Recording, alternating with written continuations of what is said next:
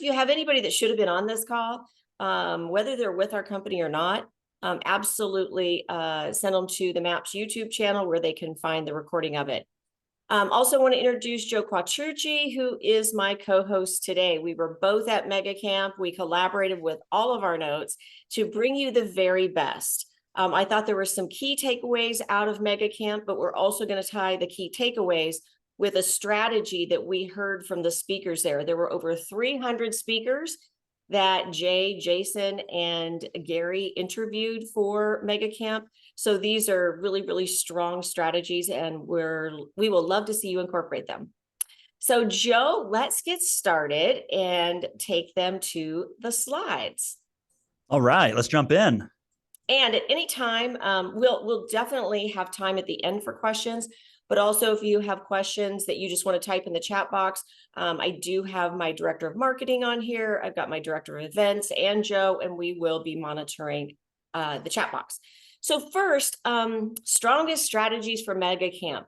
And newsflash, some of them may seem simple, but executed at a super high level. We saw agents and rainmakers on the stage that were having massive success. So let's take a look at what they were doing, starting with Tim Grover.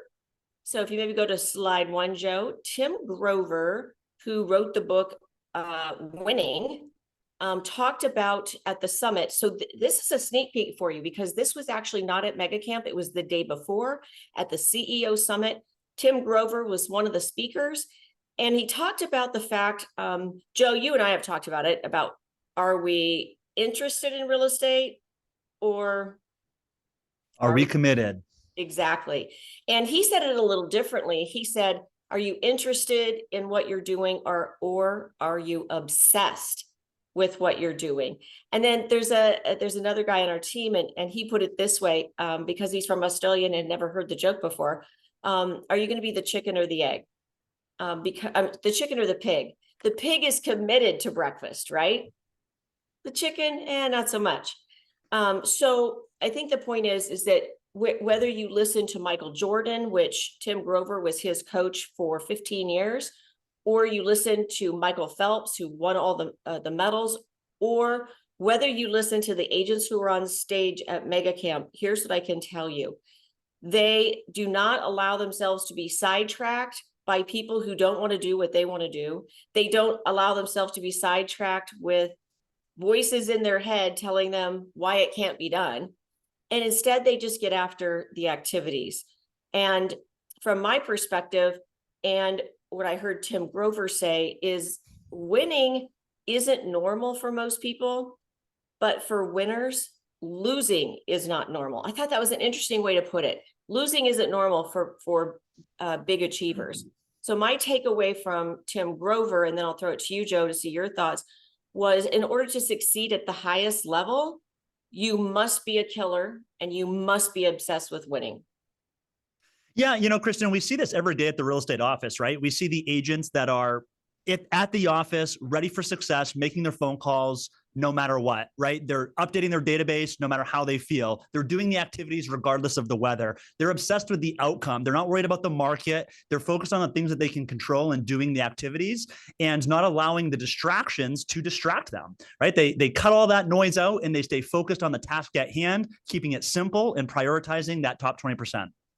So that brings us to another good point that at the summit, Tony DeCello made, and that is, the more boring your real estate life is with consistency, the richer you're going to be, right? So the fastest way to get rich in real estate is to be very boring. And what do we mean by that, Joe?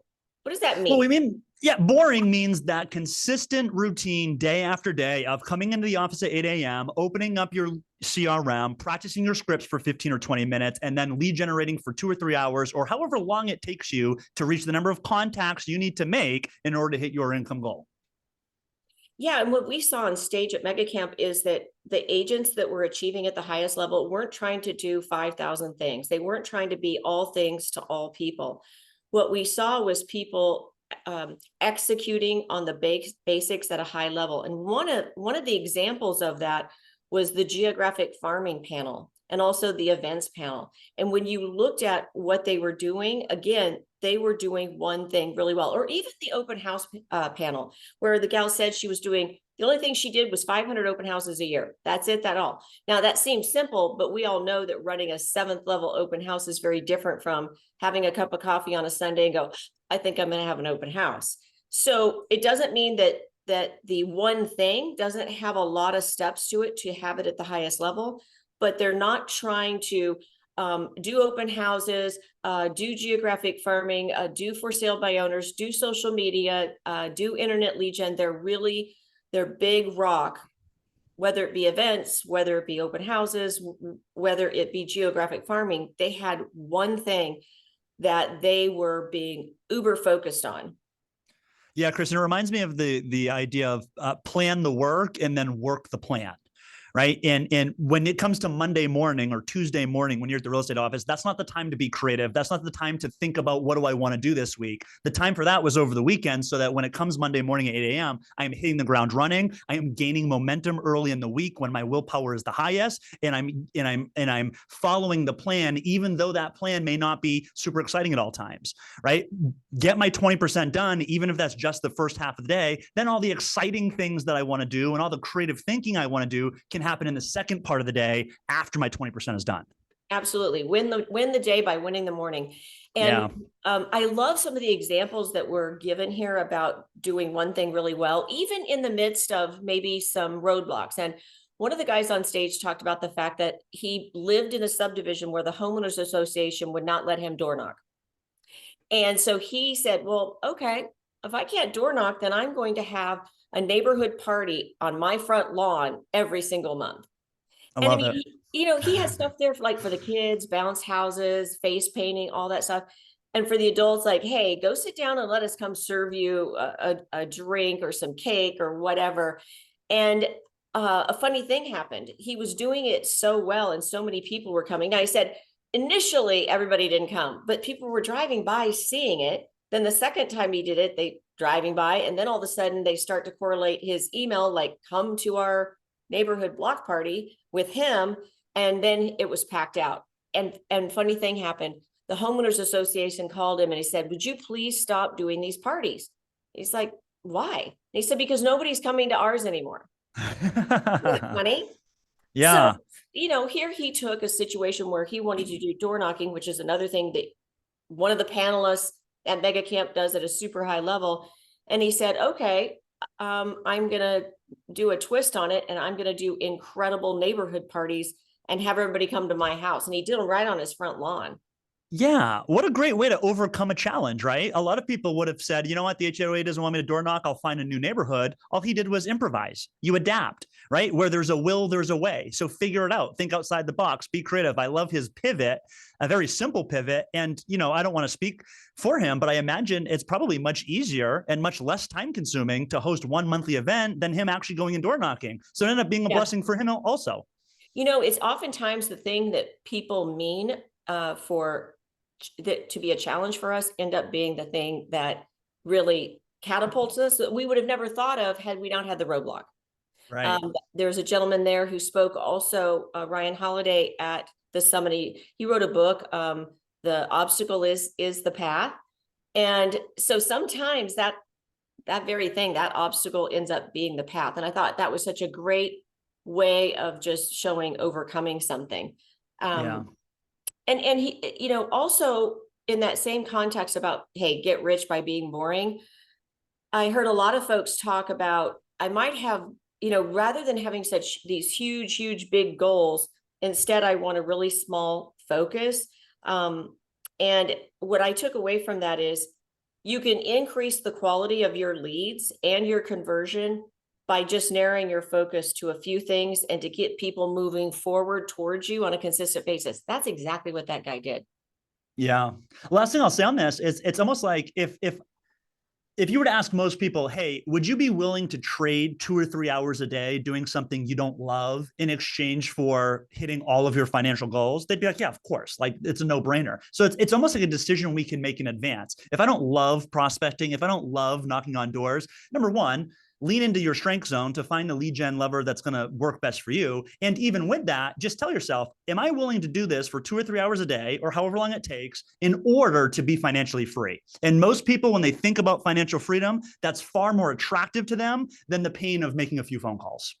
Yeah, and even almost at the end of Mega Camp, one of the panelists talked about the fact that, so if you're going to do something consistently every day that might seem a little boring, you might as well do what you love. So if you're somebody that's super social, you may want to have a block party on your lawn every month. If you're not, you may want to do, geographic farming. So if you're going to do something and you're going to do one thing and you're going to go deep on it and you're going to be committed to it, it might as well be what you love, right? Yeah. Yeah. So let's look at the next one, because this one won't be self-explanatory. Be the gas station everybody needs. I think it's fascinating, and it came up at Mega Camp as well, that sometimes we are consistently communicating with people and we're not getting a response. And what do people generally think in their head when they text or call somebody and they don't call them back, they don't text them back? What immediately starts going through our own heads? They must not want to hear from me. I'm probably bothering them. I don't want to become a nuisance, that type of thing. Exactly. And what's really the truth? Well, it could be a couple of things. I think where you're going with this is it could be that they don't need what you're offering at this moment, or you haven't clearly articulated what it is that you're offering. Yeah. So I think of it like this. Joe, did you go to the gas station last night? Or do you go to the gas station ever? I do go to the gas station. Okay. Well, let's assume that you went last night and filled your car up with gas, right? Okay. Would you go back to the gas station this morning on the way to work? No, Well, why wouldn't you do that? don't need gas. You just don't need gas. What people don't understand is they think someone's rejecting them if they're not answering their text right away, or not answering their email right away, or not returning their call. And the truth is they just don't need gas yet. They just don't need gas yet. It's not a rejection of you. So if you can think, well, they just don't need gas yet. But the truth is, you better make sure they know where your gas station is when they do need gas. That's So right. by that consistent follow-up, that consistent texting them with something that's relevant, timely, something that they care about, when they need gas, they're going to raise their hand. And we had an example of that not very long ago, where someone in our organization had texted someone last November or last January. They didn't get a response for 4 months. And then out of the blue, the client responded back and said, hey, I need to list one of my houses. That has turned into now, this huge lead gen opportunity through a bank's trust department. And so again, just get out of your own heads, because sometimes, we listen to the voice in our head and we shouldn't. Everybody gets voices in their head, but the question is, how long do you leave it there? So just get into this thing saying, you know what, they haven't responded back because they don't need gas yet, but I better be their gas station when they do. That's right. That's right, Kristan. We know that everybody needs someplace to live. We know that 65% of Americans own their own home. And we know that they move on average every 8 to 10 years conservatively, meaning a lot of them move even sooner than every 8 to 10 years. And Kristan, we know that certain life events happen that cause people to need to buy or sell real estate, even when they didn't plan to. Yeah, exactly. And that's what Gary talks about, even in a challenging market, that there's still people who need to buy and sell. There's still people who need to move. And we just have to make sure that we're that choice when they need to buy, sell, or move, even in, the market that we're in, because everybody needs to move. So just remember, don't get offended if somebody doesn't respond to you right away. They just don't need gas yet. And tell yourself that in your head, and you're going to be perfectly fine. And you'll get up and make more phone calls or connections that you need to on a consistent basis. Yeah. So let's look at, the next thing is, this is a promotional offer for all of you. A lot of people think about scaling their business. Like, what, right now, I'm not scaling my business. As a matter of fact, I might be scaling it back. And what we want you to know is whether you're scaling it for growth and maybe narrowing your focus and growing your business based on that super narrow focus, or maybe you're scaling back and you as a rainmaker are taking more of the leads again. We teach a class, and the class that we teach is really about how to disruptively build the foundation of your business to where it doesn't matter what market you're in, you're going to take market share. Here's the proof. Right now, would you agree, Joe, that across the country, most people's businesses are down in unit count year to date, year over year, 20 to as much as 45%. Yeah, that's right. That's the average. Yep. Okay. So right now in our business with our agents, where are we? We are up 10% year to date. Right. And I'm saying that not just to try to convince you to take a class you don't want to take, but what I want you to know is that it doesn't matter what the market's doing. We need to show up and we need to have a message that people care about, that is timely, that's relevant. And we teach people how to create those messages to where people will text you back, they will email you back, they will call you back. And we teach it through a variety of different things, value propositions, events, mini events, micro events, you name it. And we really teach you how to build your business regardless of the market. So it may not be for you. However, you might know somebody it is for. It's once a week for 8 weeks, starting in September. I think the information's in the chat box. And for all of you on the call today, you do get the discount by typing WEB15 into the promo code when you sign up. Anything else you'd say about it, Joe? We've taught it several times together. And it's all real fast. All I would say is this is all about go small to go big, right? Go small to go big. And we're going to get very granular with you on these calls. And Kristan, what I love most about this particular class is it's set up so that we meet 1 hour per week over the course of 7 or 8 weeks. And that allows us time to go reflect on some of what we talk about, make some decisions about our business, make some changes in our business. And week after week, we build on top of that foundation so that at the end of the course, you have not only much more clarity, but you've already taken a lot of the big action to make those changes so that you can focus on going small and then eventually going big. Yeah, 100%. So I'd highly encourage you, if you're struggling a little bit in your business, let us help you. The other thing about it, Joe, is they're all recorded. So you get to listen to them, for a couple of months. I think it's 8 weeks or 60 days after we've concluded. So you can go back and listen to the calls. Maybe you missed one, maybe you're on vacation. You can still go back and listen to them. So even maybe if you want to bring your team on and have a conversation with your team about some of these concepts. Absolutely. Yeah. And so, because oftentimes people say to me, well, I'm going to be on vacation during one of the calls, or, I have a cruise that I'm going to be on in the Mediterranean. Well, it's okay because they're all recorded and you can listen to them for up to 60 days after the call's over. So perfect. And we just teach you sequentially, like you said, to build your plan. So if you want to do it. We would love to have you. Okay. So moving on. I love this effective presence to greater conversations. And again, so many of these takeaways, the actual concepts came from the CEO summit, and then the actual implementation we saw on stage at Mega Camp. And this was one of them from the summit as well. And it was Molly from Molly's Game. And I don't know if you guys remember who Molly is, but she did speak at the summit. And the cool thing is what she really taught us was how she was able to build a multi-million-dollar business pretty fast with 10 people. Right? Yeah, so, and her whole theme was on this very thing, presence and that attention to the small details. The details, yeah. So the acronym is MMFI, make me feel important. And she did that to such a detailed level that she had actors, she had politicians. I mean, she had these 10 people that came to her poker game every week and spent a lot of money. And she made a lot of money. So how do we talk? What does this mean to us? So again, going back to the first concept or strategy we gave you, what I saw at Mega Camp was people becoming very specialized. But here's the twist to it: not only specialized, but absolutely, how would I say it? With exclusivity. So several people did it on a broad scale, meaning I'm going to do open houses. But then there were some folks like the agent that had a 4,000 person database.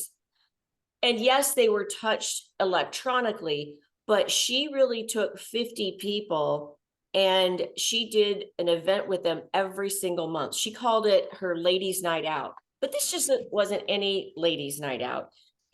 she would take them to businesses and they would have it catered and, like to a spa day.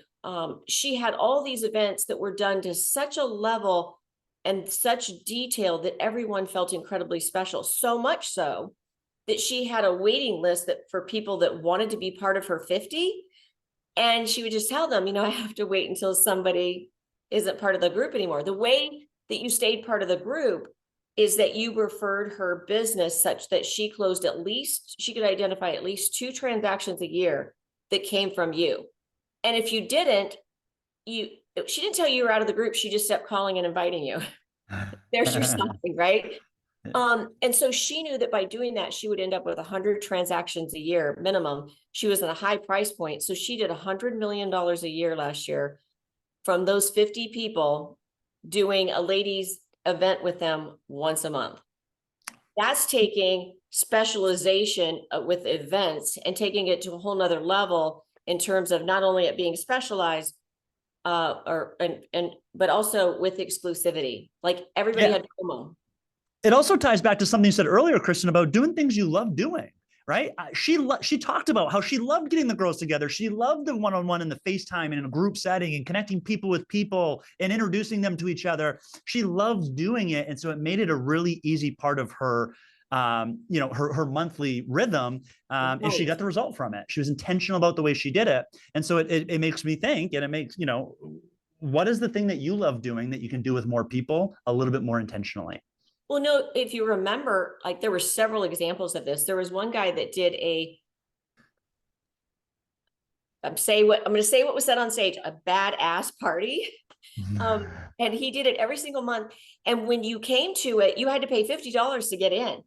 But there was only a finite number of people who get in. So he actually had people, that would show up that couldn't get in. Well, what is that? That builds FOMO. Then the next month, you want to make sure that you don't miss it.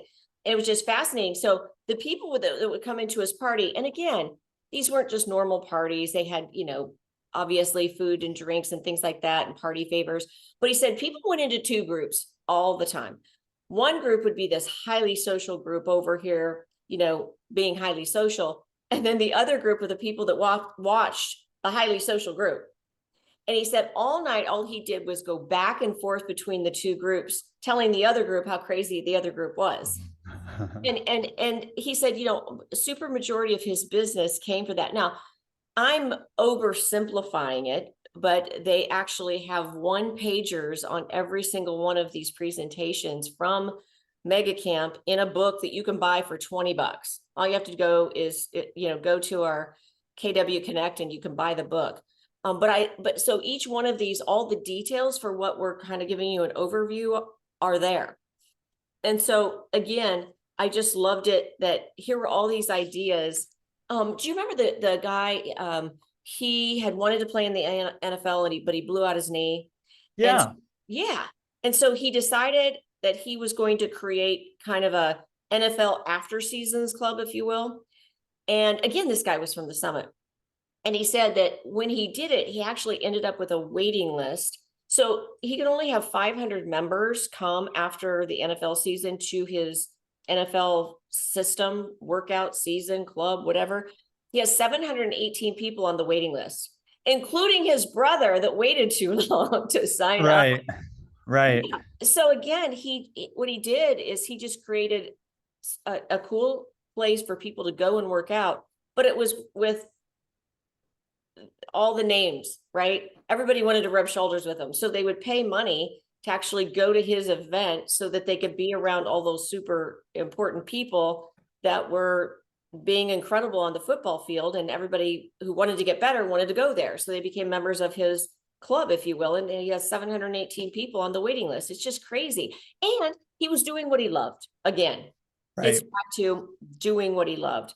So the takeaway from me was, the people who love what they do aren't waiting for it to end. We hear a lot about people retiring. People that are doing what they love, they're not waiting for that to end so I can, retire. That's part of who they are. So I wanted to make that point too, that just because Molly Bloom was able to do it with 10, with this effective presence, I guess the question is, how well do we know our clients? Like I remember the other day, I called someone and I said, I said, how is your son? And I named him and I said, how is he doing? He goes, I can't believe you remembered that. Thanks for remembering. So how well are we present in those conversations to where we're really connecting with people at such a high level that they can't think of not doing business with us? And at the same time, maybe having an event with some exclusivity that they never want to miss. Would that be That's fun? right. And Kristan, I know it. I know we all know this. People are never going to remember everything that you say, everything that you tell them, all the market data you give them. But what they will always remember is the way they feel after leaving the conversation with you. And so we've got to keep that in the back of our minds. They're going to remember the way I make them feel, not the things I tell them. Yeah. And I just, again, we could give you lots of examples of what was talked about. I'll give you one more quick one. There was a fellow who was wanting to increase his database, Joe, and he thought, how can I do it the fastest? Because I'm kind of new to the business. So he went and rented a church, hired a comedian, and 2,000 people showed up because it was kind of a famous comedian. So he put the money in the person, rented the church, and of course ended up putting 2,000 people in his database from that one event. So again, do what you love and think through, begin with the end in mind. What am I trying to accomplish here? And how can I do it effectively? Doing what I love. That's I think right. that was it. Know what to ask and know what to say. I find it fascinating that a lot of people don't call, Joe, because they absolutely don't know what questions to be asking to find motivation, and they don't know what to say to people. They're afraid they're going to ask them a question that they don't know the answer to. So another guy that was actually spoke, he was the guest speaker at Mega Camp, was the guy that wrote the book, Just What to Say. I think his name was Phil Jones. Exactly what to say. Exactly what to say. There you go. So I've looked at the book, and he said, people say, oh, I've read your book. He said, reading my book isn't going to help you. Reading my book and then taking one phrase a day and see how many times in one day you can say that phrase. Because what you're going to find is over time, those phrases are going to come out of nowhere, and you're going to be like, wow, I actually know exactly what to say now. So I highly encourage you to look at the book and consider the book if you're struggling with what to say, or maybe you've got new team members who don't know what questions to ask, and they certainly don't know exactly what to say. Your thoughts on that, Joe? Yeah, well, he has several of these books. So find the one that's specifically been designed for real estate agents. It's Right. literally called Exactly What to Say for Real Estate Agents. And to your point, Kristan, it's 23 phrases that you can use in any conversation that are going to help you connect at a deeper level, more effectively articulate what you're trying to say, and ultimately convert at a higher level. And that's what we're all here to do. And to your point, Kristan, I might suggest that not knowing what to say might be the number one reason why real estate agents don't hit their income goals. And so this book, even if it gives you that little bit of confidence, that one thing to go say, to go start having the conversations and get that momentum going, this one thing could be the difference in your business. So I'll give you the first one in the book because I think it relates to the topic we just had about being super narrow in your focus, very specialized with the exclusivity. And the phrase is this: Joe, I don't know if this would be for you, but by joining our organization, we found that blah, blah, blah, blah, blah. So the phrase is, I don't know if this would be for you, Joe. So when you Right. say that, it immediately makes, well, what do you mean it might not be for me? I want it to be for me. I want it to be for me. I So want cool things. exactly. So the book has things like that. Also, well, what do you say when somebody calls in and says, well, I only want to list with the Rainmaker, right? I only want to list with Joe, or I only want to list with Kristan. And they just explain to you exactly what to say. And it makes so much sense. I'm like, I wish I'd had this book 25 years ago. Yeah. But we What I love haven't. about the way he wrote it too is that it's not written like a novel. It's super easy to read. The chapters are short. They're very clearly bullet pointed. Like you could open this thing up to a random page and get value from it by looking at one. The way he organized it and simplified it for us all, this is worth the $12 Amazon purchase for sure. Yeah, totally agree. Yeah. So now that we know what to say and what kind of conversations to have, how do we actually show our value to such a high level, Joe, with a program, because it always, we can think of some programs over the years that have worked, like, the guaranteed sale program. There's lots of programs that add additional value. So you just have to figure out, well, what's that program today that would make sellers raise their hand and say, I'm going to list with you. Not only that, I'm going to pay you a higher commission because of the value. So some of the hacks that we've used in teaching people, if they just did the same number of listings this year or last year, and they did the same number this year, how could they double their income without having to list more homes? And so the hacks to doing that is, one, have a program, that would be appealing to the seller. Can you demonstrate that you can get them more for their home than on average? Can you demonstrate that? And then tell a story which actually demonstrates that you've done it before. And then go to the appointment with the commission already pre-filled into the document, and then tell them your broker requires it, and just put it across the table, and then tell them, and then be quiet. Right? I just want to reiterate that part. You're saying, Kristan, the listing document that the seller's going to sign has the commission pre-filled and printed so that it's not a pen pre-filled. You're talking about pre-filled with a computer and printed from a printer, not pre-filled with a pen. Right, exactly. Because psychologically, the seller sees it and says, and assumes, if you don't say it, that this is obviously just the way that they do business, this team, this brokerage, whatever the case may be.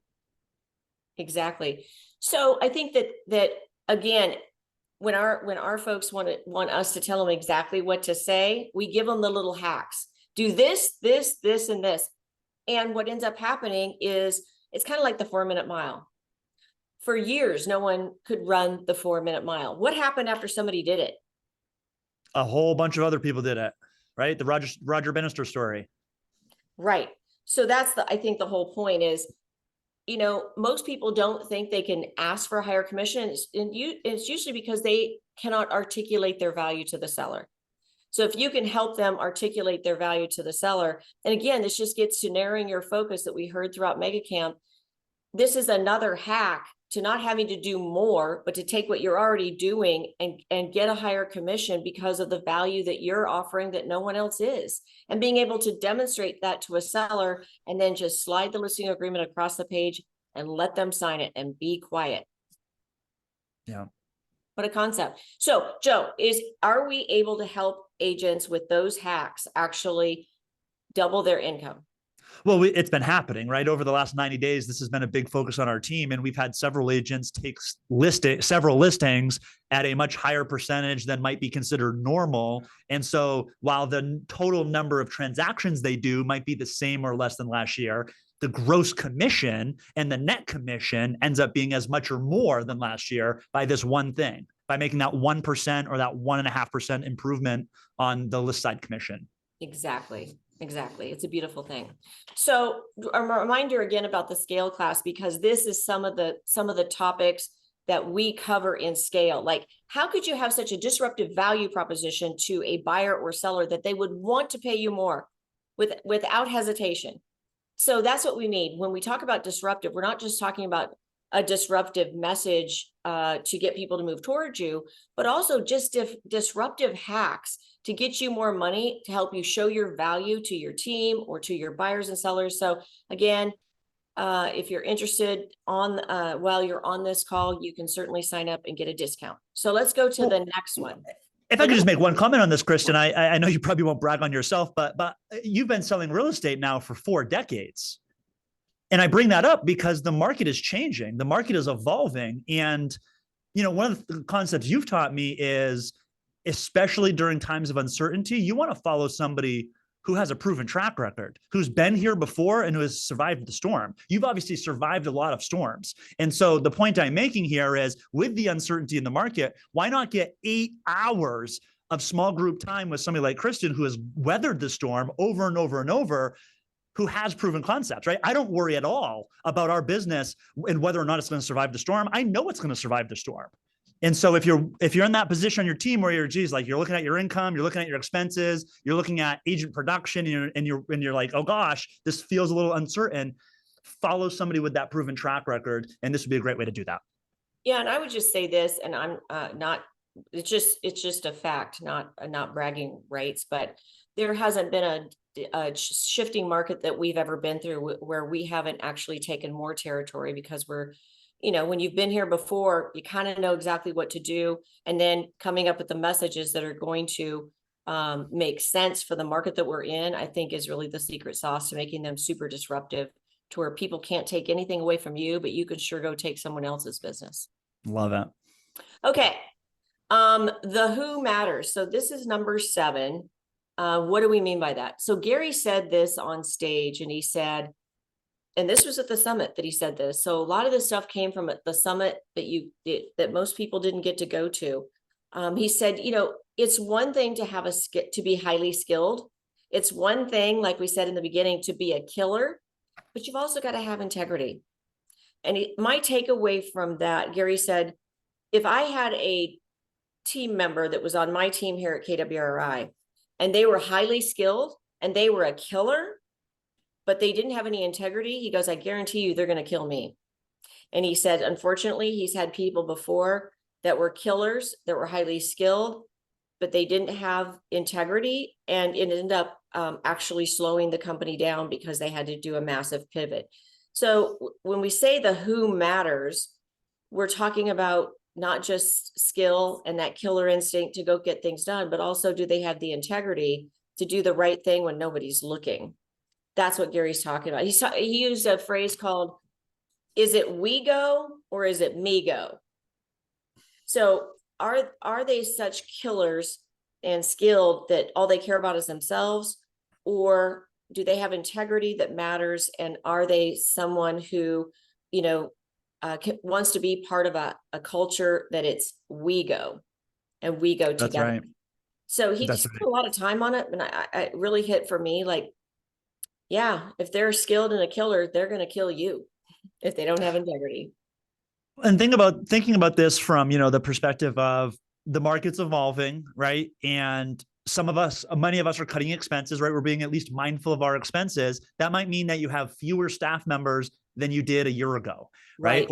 And so what that means is, from the staff members you retain, you obviously have to get from them exactly, what their job description outlines, what you've identified as their 20%, what you've taught them is their 20%. And if they're unable to execute, we can't allow the mediocrity to allow our business to be suffocated, or allow our business to not thrive when it could be thriving. So we have to be really mindful of holding our people accountable, which puts the initial responsibility on us to make sure that we're bringing them through 30, 60, 90, outlining those expectations, defining their 20%, and then inspecting what we expect. Because it's true, Kristan, one bad apple can ruin a bunch, right? If you have a team of 3 or 4 staff members and one of them isn't pulling their weight, that means the other 3 are now carrying an extra 25 or 30% workload from the person that's not carrying their weight. And that's going to burn out your high performers. And so you've got to be mindful, not only are they not doing their job, but they're causing the people who are doing their job on your team to start burning out and becoming tired.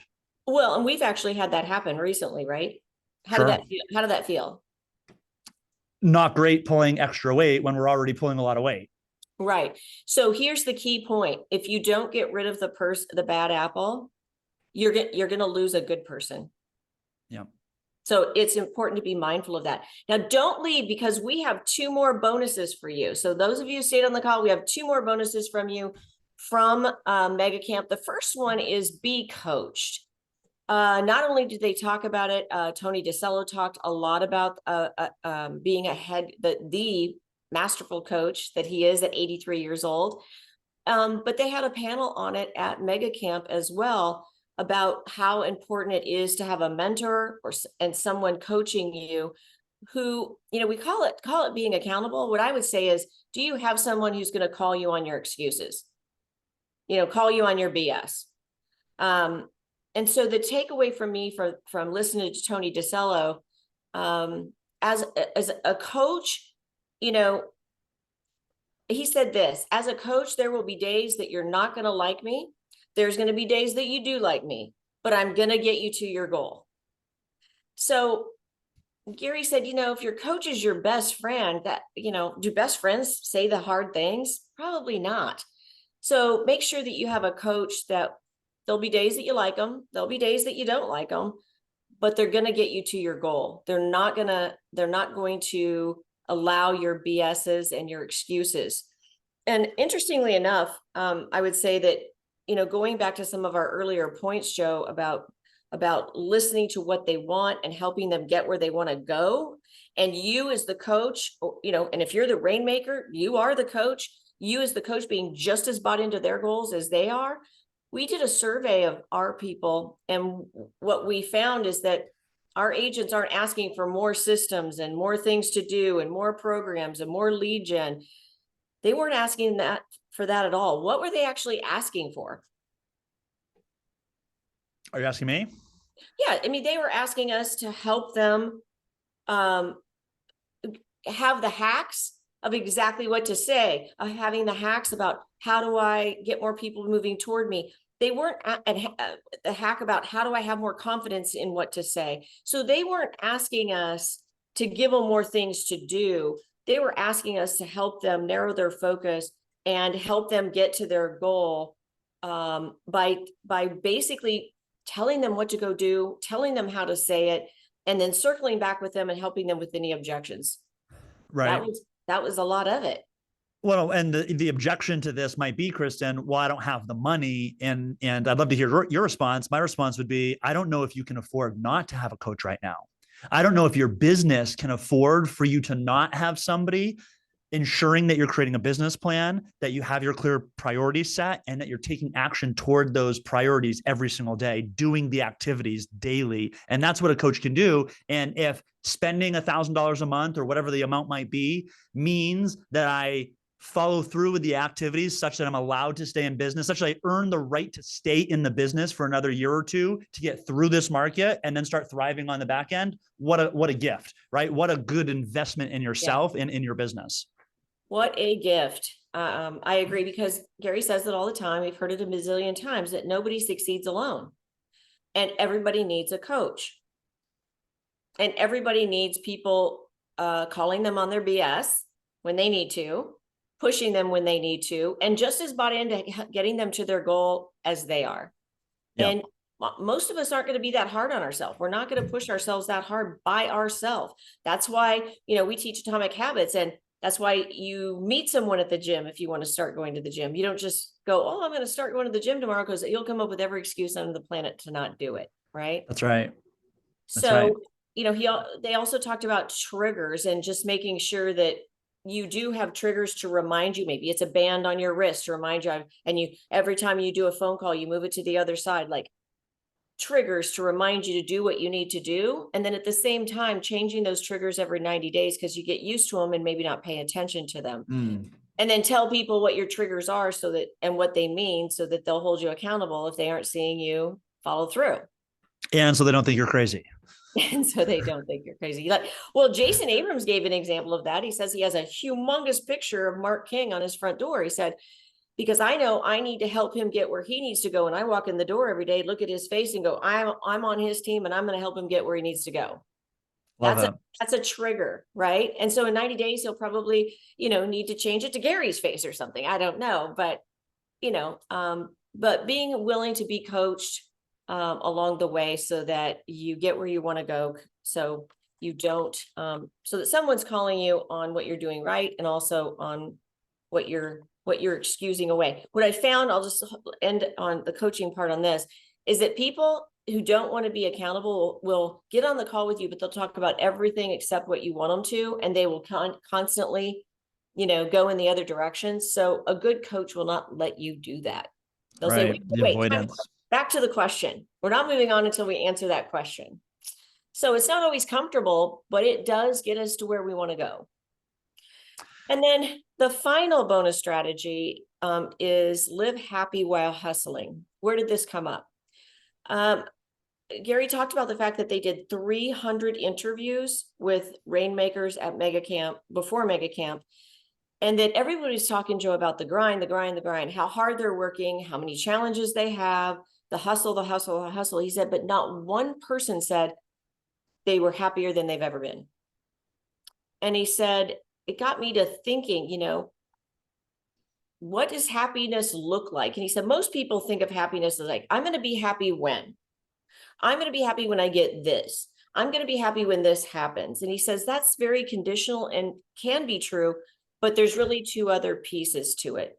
And he said the second one is no one can choose happiness for you, and no one can ruin it for you either. So you can choose to be happy in very unfortunate circumstances. Martin Victor Frankl did it in the book Man's Search for Meaning, and he talked about how being in concentration camp, he still found a way to be happy. And Gary just talked through that, and he said, and back to our earlier statement about lead gen, being highly specialized, making it exclusive, it's like, why not bring happiness into it too, which means doing what you love to do. And he said, finding fulfillment, that happiness is what happens on the way to fulfillment. And he said, nobody lies on their deathbed saying, I did everything I wanted to do. Most of them say, I wish I had, instead of I did. And he said, so don't end up living a life on other people's terms. Be happy and live your life on your terms. And he said, so if you're going to have to lead gen, you might as well lead gen in a very specific, narrow focus that's kind of boring, but you do it consistently all the time. And it's something you love to do. So that was the happiness piece that Gary brought into Mega Camp. So, well, and if I may, Kristan, what that reminds me of is like, think about your own performance when you're feeling fulfilled and joyful and proactive and positive. Like, think about the way you show up when you're lead generating. Think about the way you show up on an appointment, the way you show up when a crisis happens, when you're in a positive state. And then think about the opposite end of that spectrum. How do you show up as a person when you're focused on all the things that aren't working, the things that aren't going your way? The weather's wrong today. And it's like, what you're describing not only is describing your experience of life, but it's describing the results you're going to get based on the way you show up. So if I choose to show up in a low energy state, I'm going to get low energy results. I'm going to attract low energy people. I'm going to attract low energy events. But if I choose to show up at a higher energy state, to your point, that doesn't mean nothing bad's ever going to happen. It means my ability to deal with those challenges and overcome those situations is exponentially easier and more likely to happen. And so I just encourage you to think about that, because it is truly a choice, and your choice then has such a massive domino effect on everything else. right. Yeah. So he said, well, if you're going to be hustling, you can be happy at the same time while you're hustling. So go do something that you really love to do. You just happen to sell real estate too. So maybe you're an event person that puts on great events and you just happen to sell real estate. So That's right. It's just that it was super simple in terms of concepts at Mega Camp, but I thought they were flushed out in a very meaningful way to where you could sit there and go, yeah, I don't like making for sale by owner phone calls, but I love doing events. So go do them and do them well. So let's come off screen and see what questions the folks have for us, if any, with the last few minutes that we have. Remember, this is being recorded. So if you know that somebody that should have been here today that wasn't, you can certainly have them watch the recording, and you can go back and watch the recording with your team if you want to, or for yourself individually. But what questions do you have for Joe and I before we let you go today? Oh, we forgot one more slide, Joe. We're going to show them the last slide, show them what we're doing next week, because that one's kind of a fun one too.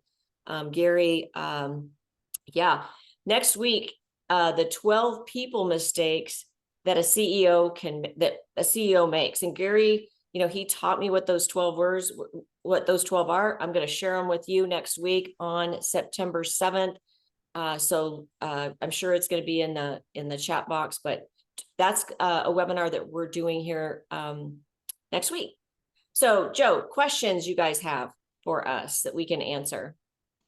Nothing in the chat box yet. Feel free to use the chat box. This is also a perfect time to come off of mute. And Kristan, is it fair to say nothing's off the table? Oh, sure. Absolutely. Yeah. Nothing's off the table. This is your chance to ask some questions. Who has the first one, wants to get us started?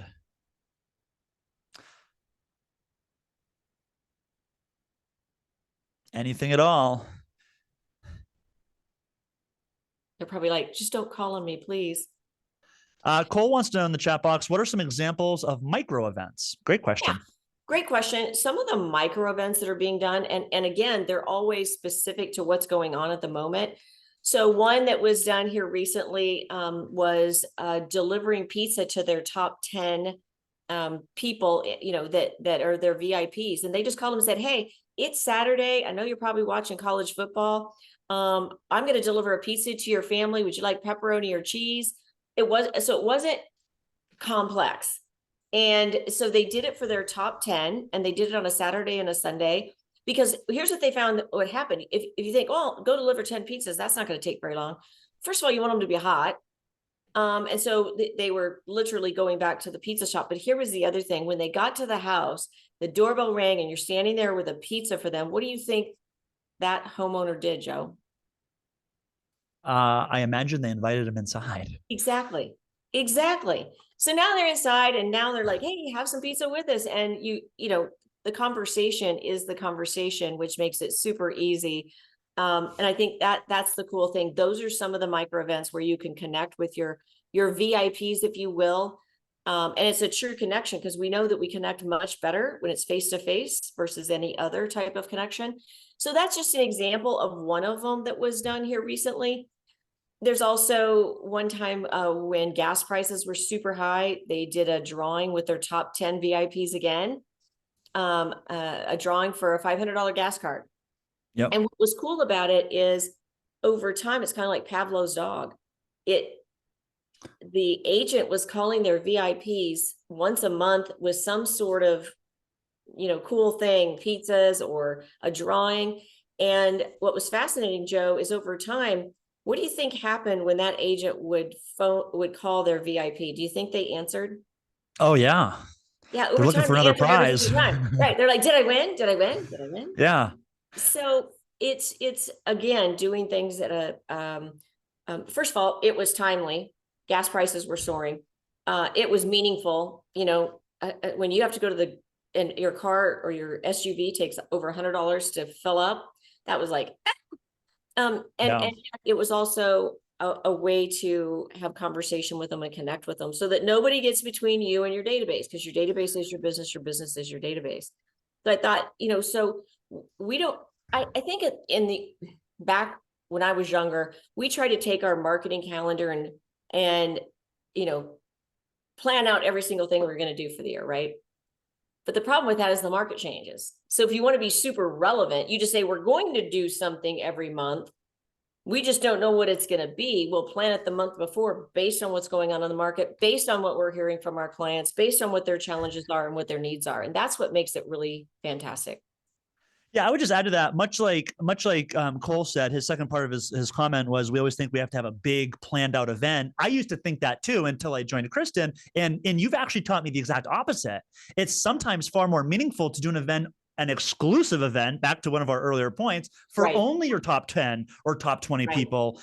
And you put so much more time into it. And then you go inside the house and you visit with the family, even if it's just for 5 or 10 minutes. And that connection and the amount of business that will come out of that is 10 times more powerful than then coming sometimes to a massive event. And so you could do that with literally your 10 people in your database.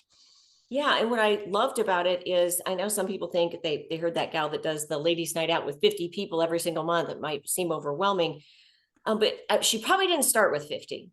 Right. So, just get started. Pick your top 10. Now we're doing a top 20, because we've done a top 10 here for about a year and a half. So now we say, okay, well, why don't you expand it a little bit to the rainmakers in our organization and add 10 more people to it. Because what will happen is you'll post on Facebook that one of your VIPs won this gas card, and people will call you and say, well, I want to be one of your VIPs. So if I called you, Joe, and I said, I want to be one of your VIPs, what do you say to me? Yeah, of course. How many referrals am I going to get this year? Yeah. All my VIPs send me business. I'm sure you would too, right, Joe? Yeah, that's probably a more tactful way of saying it. Yeah. So it's one of those things that feeds on itself. And also, if you do like connecting with, your VIPs in a way that doesn't seem awkward, that's kind of a fun way to do it. And we actually do a wheel that's, live, and they can see the spinning and see who wins. It's kind of fun. Yeah. Yeah. So you can make it your own. Any other questions, Joe, or to anyone else on the call? Nothing in the chat box yet. But again, we have another minute or two. So if you guys have anything on your mind, real estate related at all, feel free to bring it up. So my parting words for them would be, don't go follow shiny objects with people and or systems or lead gen things that aren't proven. John Maxwell really taught me that. He says, if you're going to follow somebody that's already done what you want them to do, that you want to do. And so with that, I would say, next week, we're going to have another webinar. You're welcome to join us.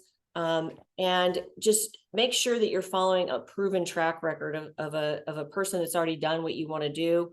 That way, that's the best way to get traction the fastest, because then you don't have to think of everything. It's like, oh, this is what Kristan does, or, oh, this is what, Joe does.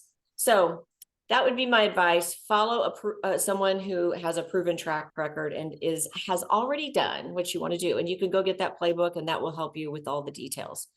Anything else, Tegan, before we sign off today? Can I say Yes, one? Yeah. Oh, Joel, go ahead. Oh, I'm so sorry.